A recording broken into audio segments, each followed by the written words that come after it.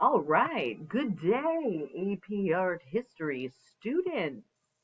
Yes, we are going to be covering today 141, 142, 143, 144, and 145. Woohoo!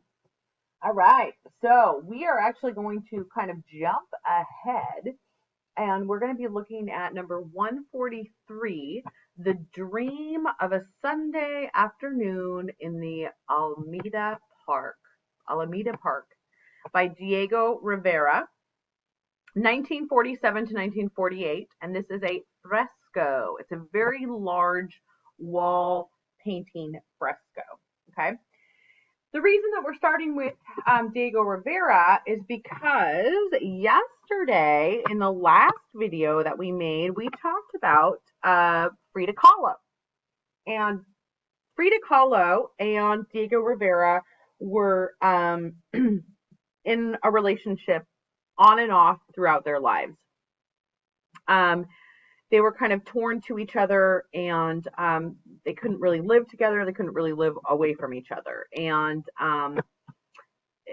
this is a lot of Frida's emotional pain that she has within her work is due to Diego Rivera. Just like we saw in the two Fridas that we looked at. Let's go back to the bigger picture here. When she here in her, I guess that's the left hand, her left hand over here is holding a locket with Diego Rivera's picture in it. And so he's always going to kind of be a constant in her work. So what we are looking at today is Diego Rivera and his work. This piece in Dream of a Sunday Afternoon in Alameda Park, Central Park, hundreds of characters from 400 years of Mexican history gather for a stroll through Mexico City's largest park. But the colorful balloons, impeccably dressed visitors, and vendors with diverse wares cannot conceal the darker side of this dream. A confrontation between an indigenous family and a police officer, a man shooting into someone's face, being trampled on by a horse in the midst of a skirmish, a sinister skeleton smiling at the viewer. What kind of dream or nightmare is this piece? Though Rivera never officially joined the Surrealists, just like his wife, Frida, she has some Surrealist pieces within her work, but she's not completely a Surrealist. He uses the approach in A Dream of a Sunday Afternoon in Alameda Central Park as he cobbles together a scene composed of disparate historical personages, including Hernan Cortez, the Spanish conqueror who initiated the fall of the Aztec Empire, Sor Juana, a 17th century nun and one of Mexico's most notable writers. We actually saw that portrait of Sor Juana. And Porfirio Diaz, whose dictatorship at the turn of the 20th century inspired the Mexican Revolution. Perhaps the most striking group is a central quartet featuring Rivera, the artist Frida Kahlo, the printmaker and draftsman Jose Guadalupe Postada, and La Catrina. Katrina was a nickname in the early 20th century for an elegant upper-class woman who is dressed in European clothing. So here we kind of have a breakdown of these people, okay? So here we have Jose Guadalupe Postada right here, okay? He's holding the arm of Katrina, or the skeleton, okay? And then we have this is Diego Rivera, but he is more childlike. He dreamed himself to be more of a child in this piece. And here's Frida Kahlo standing behind him holding this yin and yang symbol. Okay. There's a lot of political turmoil and political meaning and throughout the history of Mexico within this mural. Okay, so Diego Rivera himself was very, very into politics, and he spoke out freely in the in the city of Mexico about what he believed to be truthful and not. La Catrina is the one who unites two great Mexican artists in this mural. She holds Rivera's hand as her other arm is held by Posada. So again, here looking at this picture, we have Rivera on one side and Posada on the other. Okay. Though Posada died in obscurity in 1913, artists later brought attention to his work, and he was a significant influence in for Mexican muralists. The fourth character in this quartet is Kahlo. She stands behind a child version of her husband with one hand protectively on his shoulder and the other one holds a yin-yang object. Again, here's Kahlo kind of in this invading this trio here. Female yin and male yang. Thus, this Chinese symbol becomes a metaphor for Rivera and Kahlo's complex relationship. Rivera began as Kahlo's mentor, and then they married, separated, and then got back together. They were political comrades, and they painted each other frequently. Their double portraits often reflect the state of the couple's relationship at that moment. In Frida and Diego Rivera in 1931, Kahlo subtly plays with the couple's satire in order to emphasize Rivera's influence on her. Kahlo was ill as Rivera worked on this mural, and his diminished size may reflect his feelings of helplessness because he could not help her during the illness. On the left side of the composition, it highlights the conquest and the colonization of Mexico and the fight for independence and the revolution occupy the majority of the central space, and modern achievements fill the right. Okay, so the left is more conquest and colonization of Mexico and its fight for independence, and the revolution occupy more of the central space, whereas the modern achievements fill the right. So it kind of moves from left to right. To the left of the balloons, so you can see all the balloons right there on the right-hand side of this piece of the mural, are the nightmares of the conquest and the religious intolerance during the colonial era give way to the dream of a democratic nation during the 19th century, represented by the oversized figure of Benito Juarez, who restored the republic after French occupation and attempted to modernize the country as president. On the right of the composition, beyond the bandstand, the battles of the revolution give way to a society where land and liberty, as championed by the workers' flags, becomes a tangible reality. Widely regarded as the most influential Mexican artist of the 20th century, Diego Rivera was truly a larger-than-life figure who spent significant periods of his career in Europe and the U.S., in addition to his native Mexico. Together with David Alfaro Siqueiros and Jose Clemente Orozco, Rivera was among the leading members and founders of the Mexican muralist movement, deploying a style informed by disparate sources such as European modern masters and Mexico's pre-Columbian heritage, and executed in the technique of Italian fresco painting.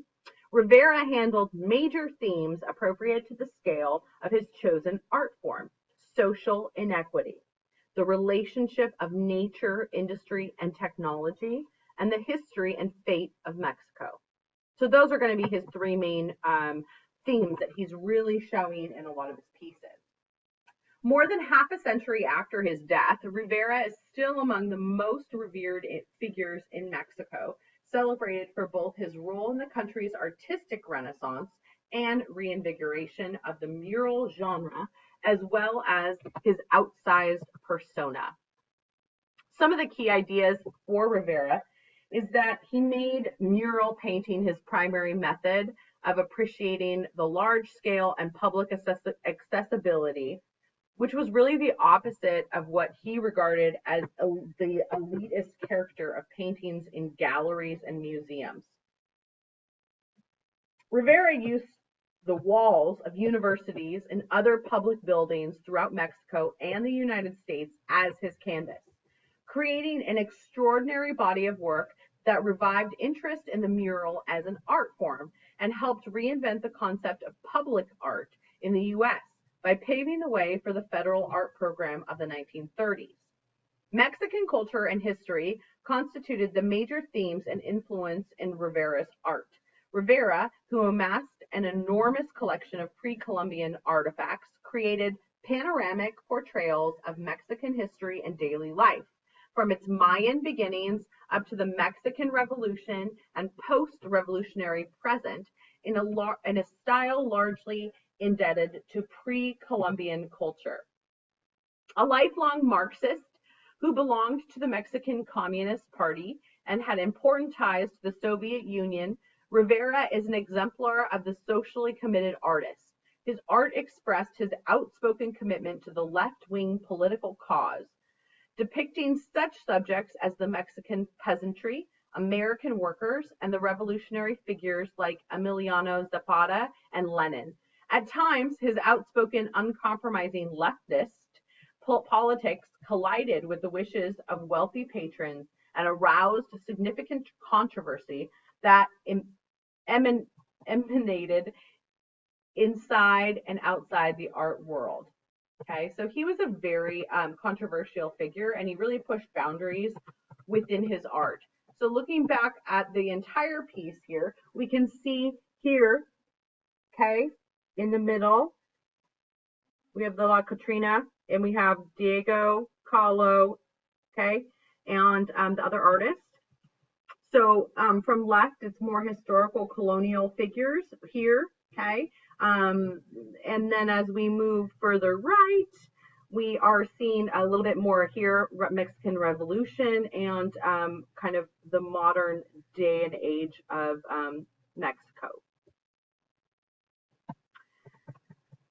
So next we are going to go with 141, The Migration of the Negro, panel number 49. Jacob Lawrence, 1940 to 1941, and this is casein tempera on hardboard.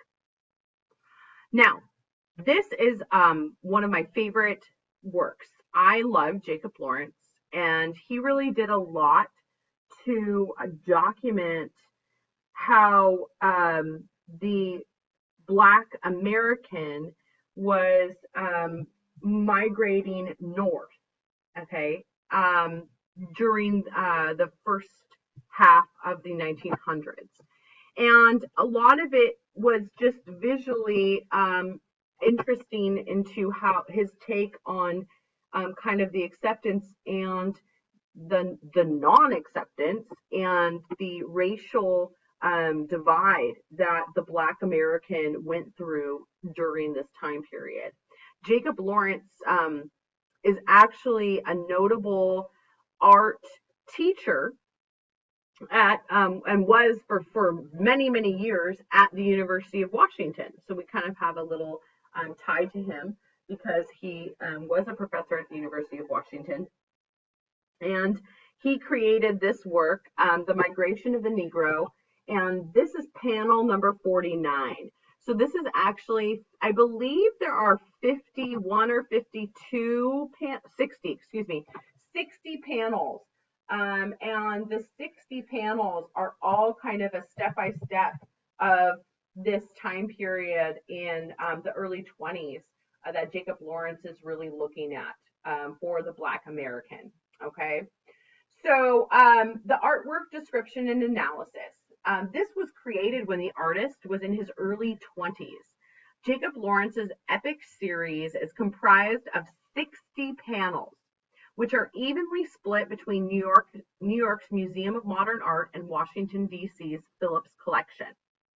A couple of years ago, they were actually all 60 panels were being displayed at the Seattle Art Museum, and it was the first time that all 60 panels had been together since their creation. Lawrence's subject matter is the Great Migration of African Americans from the deep rural South to the urban North during the 1910s. Promises of industrial jobs and greater freedom propelled the migrants to leave the South, and they were met with overt racism, leading to virulent race riots in St. Louis, substandard housing, grueling subhuman industrial work, and exclusion from labor unions due to their race. Lawrence was the son of migrants, and so he was drawn both from his family's and his community's history. Lawrence primarily drew his stylistic innovation from his immediate community in New York's Harlem. As he did in much of his early work, Lawrence has flattened the picture plane and any sense of perspective, rendering the silhouetted figures as if they too were two-dimensional. The works are enlivened through Lawrence's distinct use of vibrant and bright colors, which are not modulated. Jacob Lawrence was born in New Jersey, but raised in New York City's Harlem district.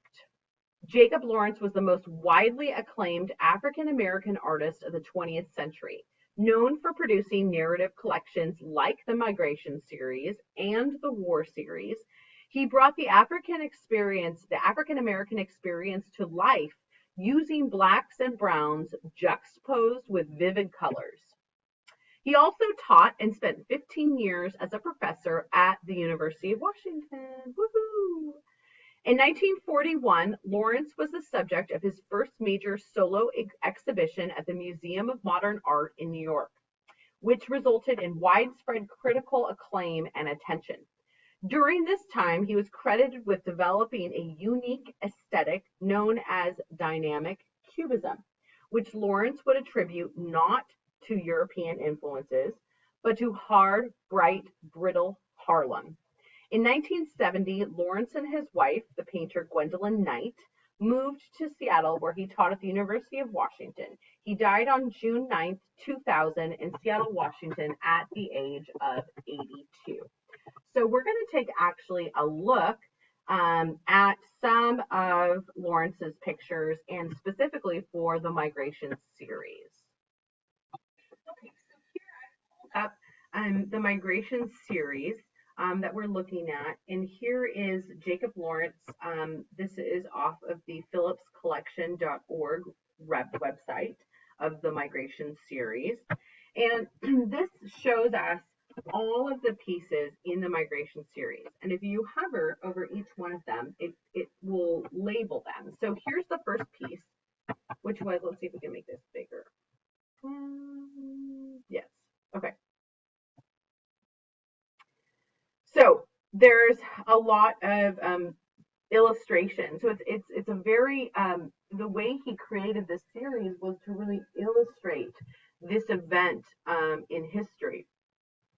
And so during World War I, there was a great migration north by Southern African Americans. Let's see if we can just go to the next panel here. Here we go. The war had caused a labor shortage in the northern industry. Citizens of foreign countries were returning to their native lands.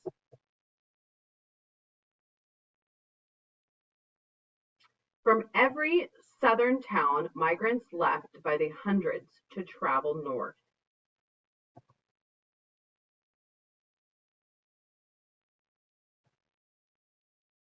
All other sources of labor having been exhausted, the migrants were the last resource.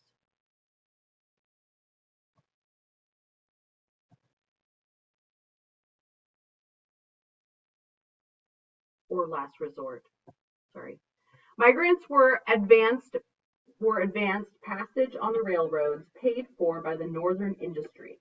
Northern industry was to be repaid by the migrants out of their future wages.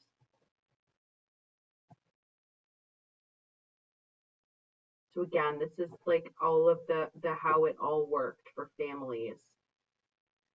The trains were crowded with migrants.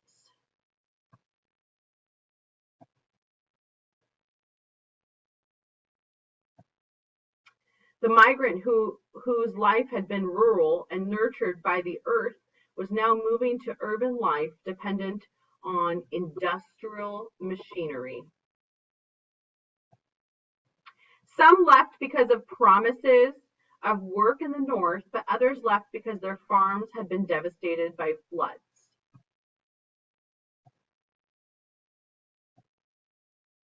They left because the boll weevil had ravaged the cotton crop.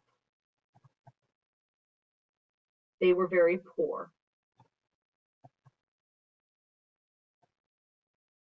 Food had doubled in price because of the war. The railroad stations were at times so crowded with people leaving that the special guard had to be called to keep order. The crops were left to dry and rot. There was no one to tend them. For African Americans, there was no justice in Southern courts.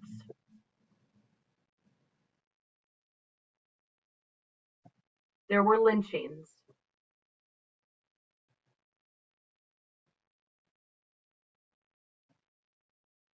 After lynching, the migration quickened.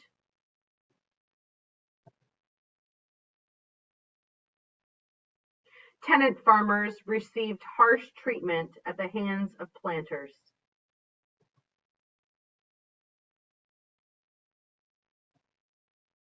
The migration gained momentum.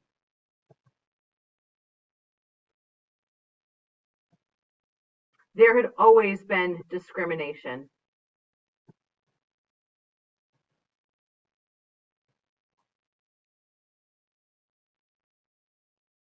In many of the communities, the black press was read with great interest, and it encouraged the movement.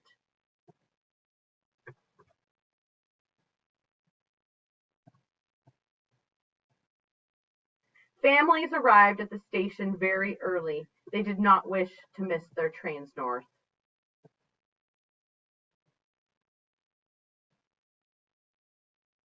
Migrants left. They did not feel safe. It was not wise to be found on the streets late at night. They were arrested on the slightest provocation.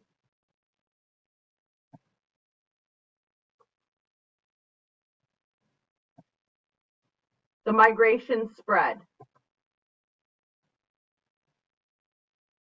Their children were forced to work in the fields. They could not go to school.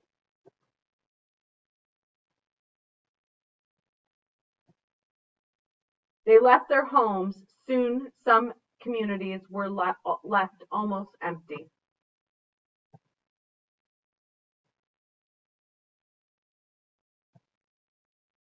And people all over the South continued to discuss this great movement.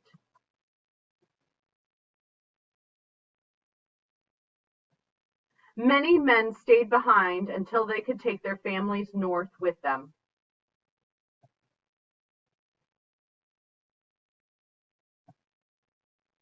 The labor agent sent south by Northern industry was a familiar presence in the black communities.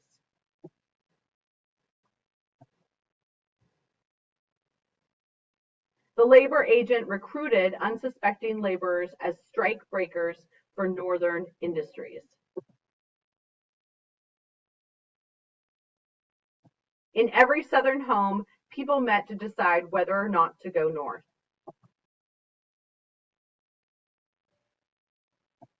The migrants found improved housing when they arrived north.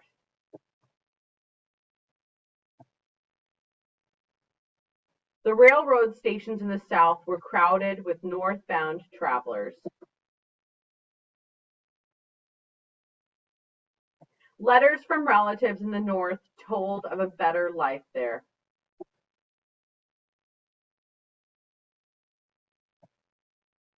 The black press urged the people to leave the South.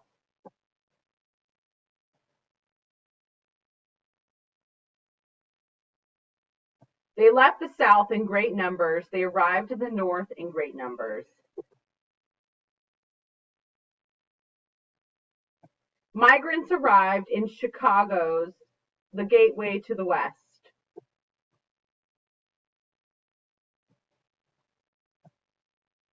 Many migrants found work in the steel industry.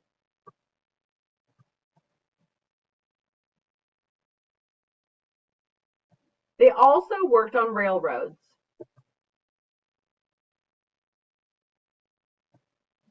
Railroad platforms were piled high with luggage.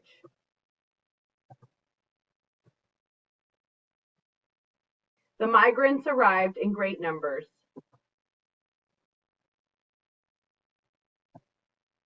The South was desperate to keep its cheap labor. Northern labor agents were jailed or forced to operate in secrecy.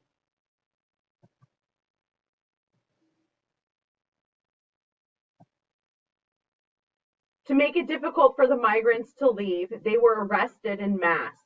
They often missed their trains.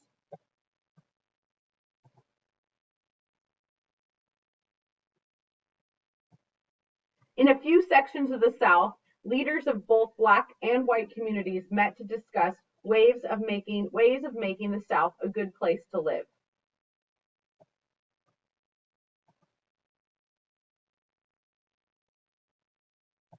But living conditions were better in the North.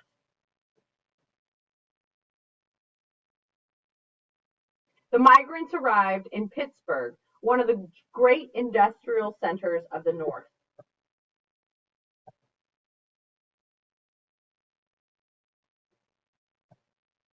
Industries boarded their workers in unhealthy quarters.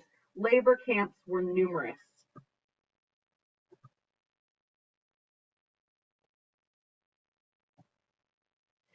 As the migrant population grew, good housing became scarce.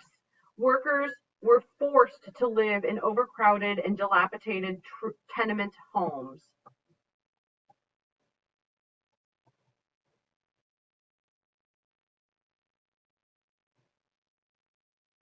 Housing was a serious problem.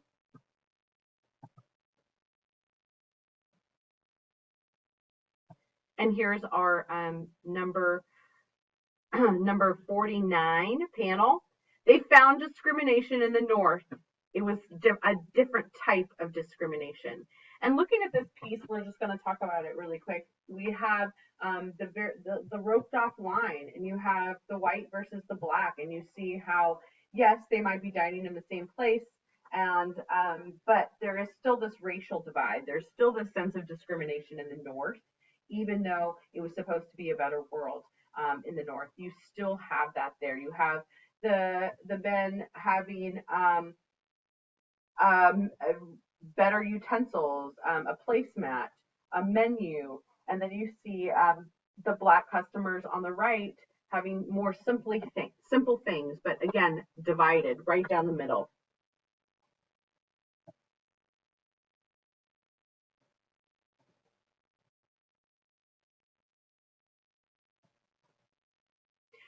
Race riots were numerous. White workers were hostile towards the migrant who had been hired to break strikes.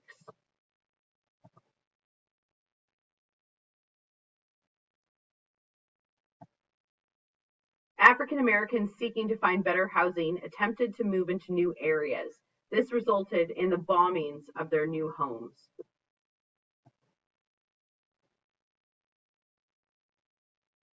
One of the most violent race riots occurred in East St. Louis.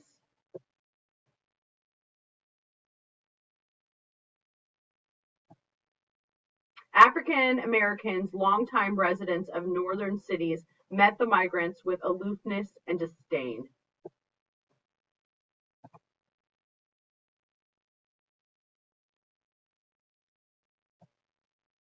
For migrants, the church was the center of life.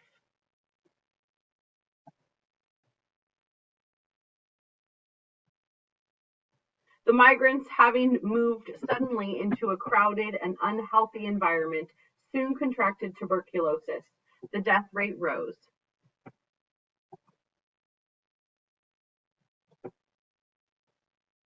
The African American professionals were forced to follow their clients in order to make a living.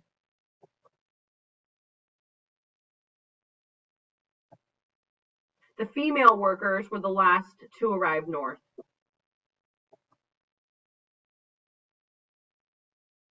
In the north, the African American had more educational opportunities.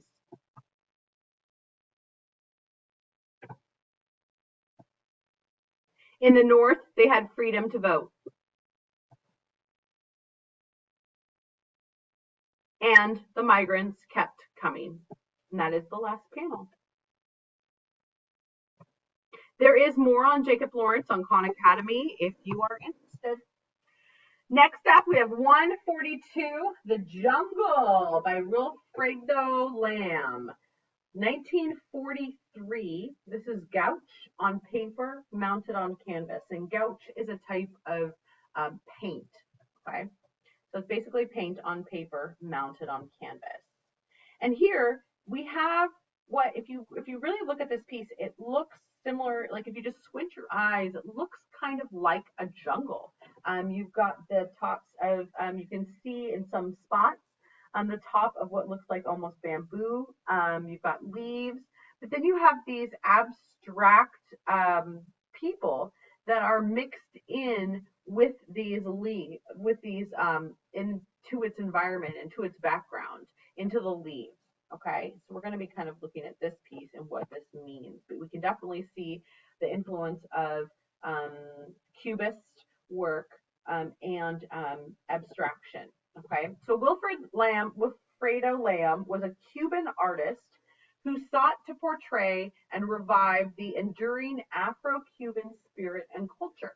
Inspired by and in contact with some of the most renowned artists of the 20th century, Lamb melded his influences and created a unique style, which is ultimately characterized by the prominence of hybrid figures.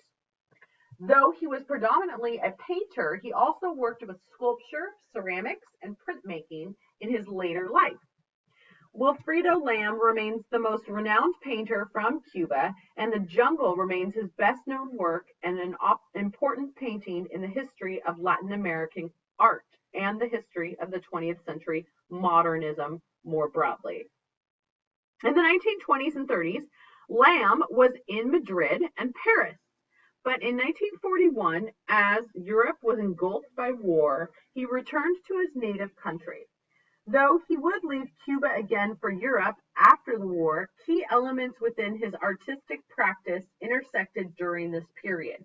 Lamb's consciousness of Cuba's socio-economic realities, his artistic formation in Europe under the influence of surrealism, and his reacquaintance with Afro-Caribbean culture, this remarkable collision resulted in the artist's most notable work, The Jungle. The Jungle, which is currently on display at the Museum of Modern Art in New York City, has an undeniable presence within the gallery. The cluster of enigmatic faces, limbs, and sugarcane crowd a canvas that is nearly an 8-foot square. Lamb's bold painting is a game of perception.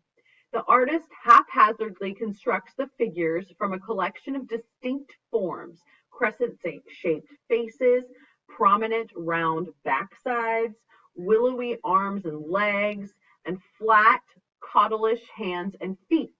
When assembled, these figures resemble a funhouse mirror reflection. The disproportion among the shapes generates an uneasy balance between the composition's denser top and the more open bottom. There are not enough feet and legs to support the upper half of the painting, which seems on the verge of toppling over. Another significant element with Lamb's game of perception is how he places the figures within an unorthodox landscape. Lamb's panorama excludes the typical elements of a horizon line, sky, or a wide view. Instead, this is a tight, directionless snapshot with only the faintest sense of the ground. One part of the flora in this scene, the sugar cane, is alien to the jungle setting, suggested by the painting's title. Sugarcane does not grow in jungles, but rather is cultivated in fields. In 1940s Cuba, sugarcane was big business, requiring the toll of thousands of laborers, similar to the cotton industry in the American South before the Civil War. The reality of laboring Cubans was in sharp contrast to how foreigners perceived the island nation, namely as a playground. Lamb's painting remains an unusual Cuban landscape compared to the tourism posters that depicted the country as a destination for Americans seeking beachside resorts. While northern visitors enjoyed a permissive resort experience, U.S. corporations ran their businesses, including sugar production. Though Cuba gained independence from Spain at the end of the 19th century, the United States maintained the right to intervene in Cuba's affairs, which destabilized politics on the island for decades. So going back to this, we can definitely see, we see the faces, we see the large backsides. Um, Look at this little face down here. We have these large feet that are huge. Really, they're kind of overpowering this foreground in order to stabilize it more than the busy top. Remember, they were saying the top almost could like fall over. Well, I feel like these big feet are really kind of weighing that down. And you can see the sugar cane, which I said was bamboo, but it's not sugar cane, in the background. And you can see scissors like for cutting the sugar cane. So it's kind of an example of Cuban culture of working the fields of the sugar cane and almost like just blending in. But if you look at this piece, it is so dynamic in its creation. I love it because it's so much more that meets the eye. You've got the really dark background, which gives it some depth. And then you've got these people that are kind of integrated into this sugar cane, and very abstract, very well done. I love this dynamic movement of the lines, the perspective, the shapes, the depth, the value, all the forms. It's just the visual experience in this piece is very dynamic. So next, we are going to be looking at the fountain. The Fountain. This is the second version. This is by Marcel Duchamp, 1950. The original was done in 1917, and this is a ready-made glazed sanitary china with black paint. So I kind of had mentioned these pieces before when we looked at Oppenheim, Merritt Oppenheim, and her fur the object, which is the fur-covered teacup. And Marcel Duchamp was kind of the one who really began this movement called ready-made objects. And ready-made objects were basically objects that someone did not make, but changed them ever so slightly so that the viewer was made to look at them in a different light, a different perspective, a different way of considering an object, and almost made you question the object. So here we have Marcel Duchamp's fountain, and this is basically a urinal that's put on its side. And then on the bottom, Marcel Duchamp wrote R. Mutt, 1917. Okay. Now, R. Mutt is actually the company that created these urinals. Okay. And, oops, sorry. 1917 was the year that it was created. So we're going to get into this. A lot of people are challenged by this work of art because they look at it and say, Derm, it's a urinal. What the heck? This is not a work of art. But we also have to examine what is going on in the world. This is in 1950. The original was 1917. World War, World War, and I've said this so many times, there was so much questioning of the world around everyone at this time period with World War I and World War II. So many things changed. People were questioning life. People were questioning philosophy. People were questioning the good versus evil. And um, people began to question art. What is art and what makes art? And that's what these people were doing. They were throwing this question out there like, what is art? How do we look at this? How do we look at art?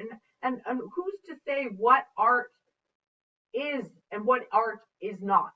Okay? Few artists can boast about having changing the course of art history in the way that Marcel Duchamp did. Having assimilated the lessons of Cubism and Futurism, whose joint influence may be felt in his early paintings, he spearheaded the American Dada movement, together with his friends and collaborators, Picaba and Man Ray, by challenging the very notion of what is art. His first ready-mades sent shockwaves across the art world that can be still felt today. Duchamp's ongoing preoccupation with the mechanisms of desire and human sexuality, as well as his fondness for wordplay, aligns his work with that of surrealists, although he steadfastly refused to be affiliated with any specific artistic movement per se. In his insistence that art should be driven by ideas above all, Duchamp is generally considered to be the father of conceptual art. His refusal to follow a conventional artistic path, matched only by a horror of repetition, which accounts for the relatively small number of works Duchamp actually produced in the span of his short career, ultimately led to his withdrawal from the art world. In later years, Duchamp famously spent his time playing chess, even as he labored away in secret at his last enigmatic masterpiece, which was only unveiled after his death in 1968. So some key ideas of Duchamp. He coined the term ready-made, okay, which we just talked about, and he came to designate mass-produced everyday objects taken out of their usual context and promoted to the status of artworks by mere choice of the artist. A performative act such as a stylistic category, the ready-made had far-reaching implications for what can legitimately be considered an object of art. Duchamp rejected purely visual, or what he dubbed retinal pleasure, deemed it to be facile, in favor of more intellectual, concept-driven approaches to art making and, for that matter, viewing. He remained committed, however, to the study of perspective and optics, which underpins his experiments with kinetic devices, reflecting an ongoing concern with the representation of motion and machines common to futurist and surrealist artists at the time. A taste for jokes, tongue-in-cheek wit, and subversive humor, rife with sexual innuendos, characterizes Duchamp's work and makes it for much enjoyment. He fashioned puns out of everyday expressions with which he conveyed his visual means. The linguistic dimension of his work in particular paved the way for conceptual art. So here he is, he's really paving the way for conceptual art down the line, but he's also paving the way for this giant movement, which we're going to come across next week, which is made primarily with Andy Warhol, and pop art. And pop art used a lot of kind of ready-made objects and looked at them in a very different way. Which is, so this is this kind of conceptual art, this ready-made objects are really kind of paving the way for art in the 60s, 70s, and 80s as we move forward into more modern art. Okay, so I don't necessarily think that you have to love this piece or like it, but I want you to consider it because he is really questioning the world. He is a concept artist. He's coming up with these ideas, making people think. And that was really the biggest idea of what he did. And you have to remember when this is produced. So if this comes out in 1950, a lot of people are like, what the heck? But that's kind of how it was. It was a connection to the culture and the society in which he lived. Remember, art is always just kind of this mirror of the society in which people are living in. And as the world gets more modern, more confusing, more dynamic, so does its art, and it's questioning the same things as people are questioning within their daily lives. So next up, we have the last piece that we're looking at for today, which is number 145, Women One, by William de Kooning. And this is 1950, 1952, oil on canvas. Now, here we see definite gestural art, okay? This aggressive gestural type of art. We might not have completely known it was a woman until we knew the title. Now, saying that it's a woman, we can also look at this, and I feel like I find this aggressive nature to it that aligns a little bit with Picasso's Des Mademoiselles d'Avignon in that kind of aggressive nature as well, in the way that they perceive females. Okay. After Jackson Pollock, de Kooning was the most prominent and celebrated of the abstract expressionist painters.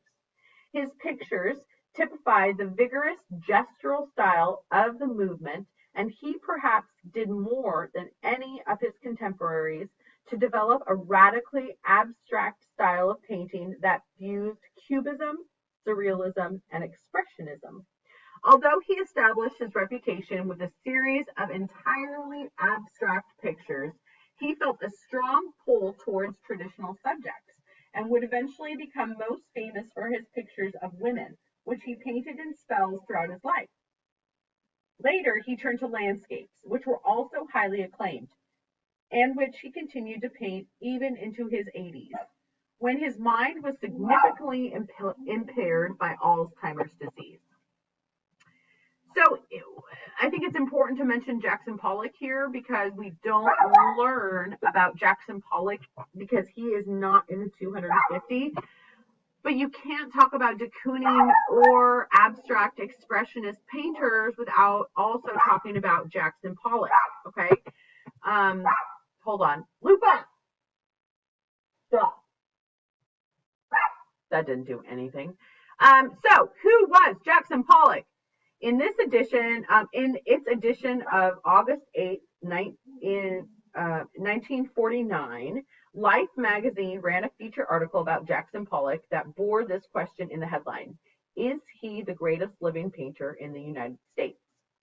Could a painter who flung paint at canvases with a stick, who poured and hurled it to create rolling vortexes of color and line, possibly be considered great?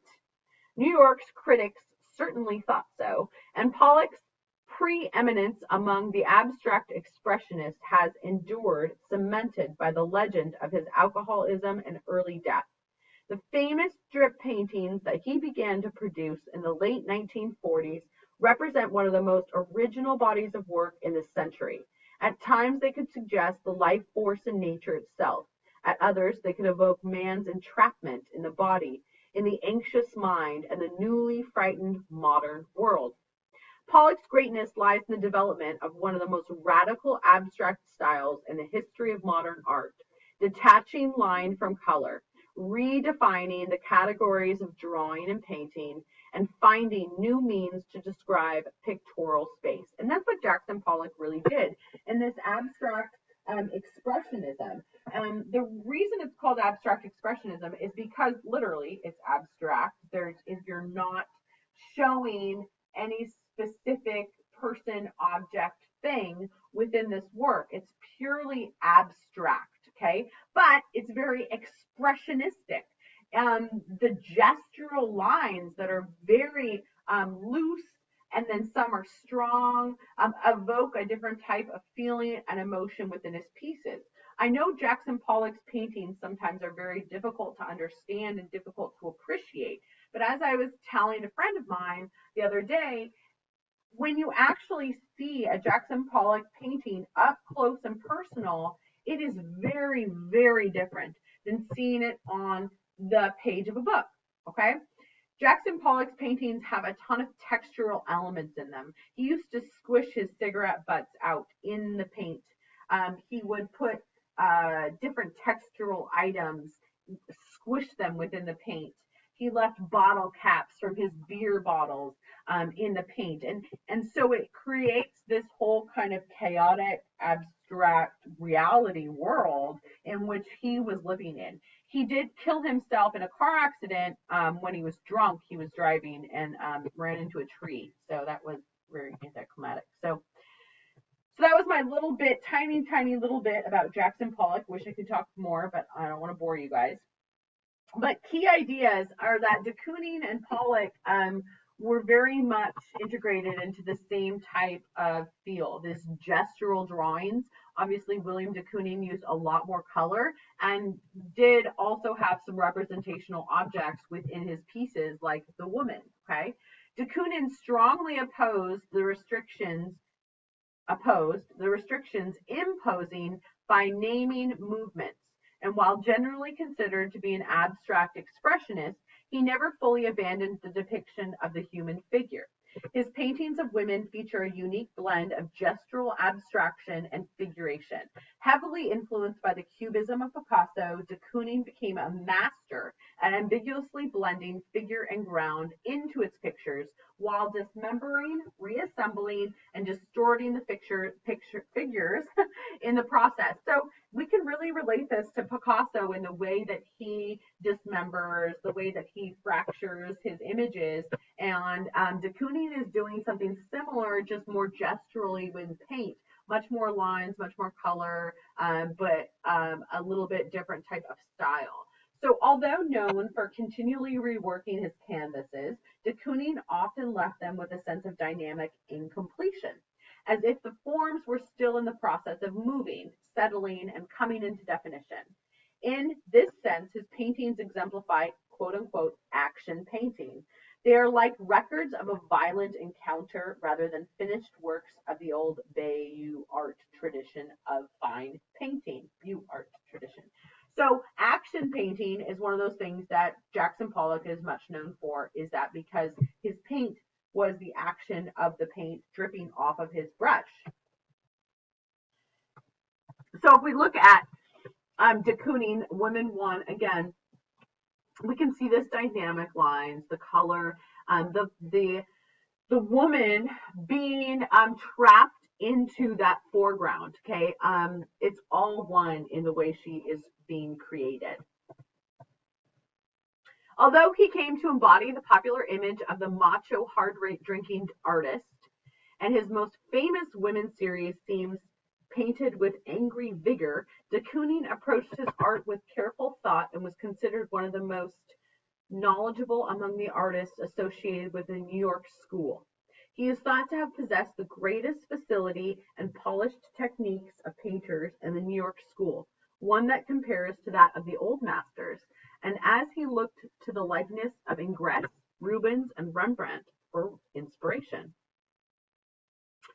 Woman 1 is perhaps de Kooning's most famous painting. The process of its creation was described by Thomas B. Hess in his article, William de Kooning Paints a Picture, and the Museum of Modern Art in New York purchased it upon its first exhibition. De Kooning worked on the picture for 2 years, revising it constantly and aggressively. His dealer noted that his canvases often had holes punched through from the violence of his brushstrokes. He applied newspaper to the surface to keep the paint workable for long periods, and when he peeled it off, the imprint often remained, leaving further evidence of his process. Although de Kooning never conceived the pictures as collages, he employed the technique as a springboard to begin many of the pictures in the women's series, pasting magazine images of women's smiles in the position of the mouth. Though this element rarely survived in the finished product, the use of popular media as inspiration is to some measure a precursor of pop art, which was developed as a reaction against abstract expressionism. Women 1 is noteworthy not only for this process, but also because it embodies 2 major themes in de Kooning's work. The first is the depiction of the female figure. The woman depicted in Woman 1 is wholly unlike anything in Western painting. She is highly aggressive, erotic, and threatening. Her frightening teeth and fierce eyes are not those of a stereotypical submissive Cold War era housewife, and de Kooning created her in part as a response to the idealized woman in art history, such as Ingres's Odalisque, which we all know. Okay, so this is like a play on, all of these beautiful resting women on there. So this is kind of this uh, response to what a traditional idealized woman would have been like in art history.